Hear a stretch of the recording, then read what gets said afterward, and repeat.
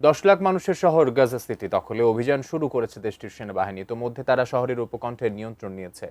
প্রাণ বাঁচাতে পালিয়ে যাচ্ছেন ফিলিস্তিনিরা। অনিবার্য মৃত্যু এড়াতে অবিলম্বে যুদ্ধবিরতির আহ্বান পুনর্ব্যক্ত করেছেন জাতিসংঘের মহাসচিব।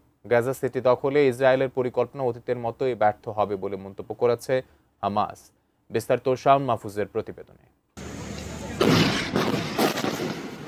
গাজাবাসীকে না খাইয়ে মারার পাশাপাশি এবার নতুন করে দখলদারিত্বে লেগে পড়েছে বর্বর ইসরায়েল।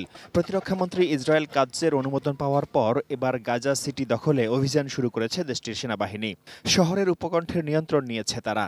সেনারা ইতিমধ্যেই জেইতুন ও জাবালিয়া এলাকায় অভিযানে নেমেছে।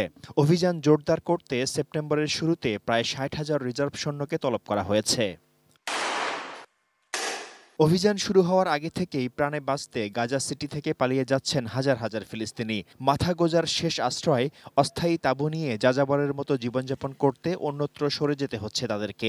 এরই মধ্যে গাজার বিভিন্ন স্থানে হামলা চালিয়ে 80 জনের বেশি ফিলিস্তিনিকে হত্যা করেছে ইসরায়েলি বাহিনী। তাদের মধ্যে ত্রাণ নিতে গিয়ে প্রাণ হারিয়েছেন 30 জন। মোনালিসা হেভি ফ্লো 15 পিস প্যাকেটের সাথে 8 পিসের একটি প্যাকেট একদম ফ্রি। ইসরায়েলের অনেক মিত্র দেশ এই পরিকল্পনার নিন্দা করেছে। গাজা সিটি দখলে ইসরায়েলের নতুন সামরিক পরিকল্পনা অতীতের মতোই ব্যর্থ হবে বলে মন্তব্য করেছে হামাস। অনিবার্য মৃত্যু ও ধ্বংসযজ্ঞ এড়াতে অবিলম্বে যুদ্ধবিরতির আহ্বান পুনর্ব্যক্ত করেছেন জাতিসংঘের মহাসচিব অ্যান্তোনিও গুতেরেস।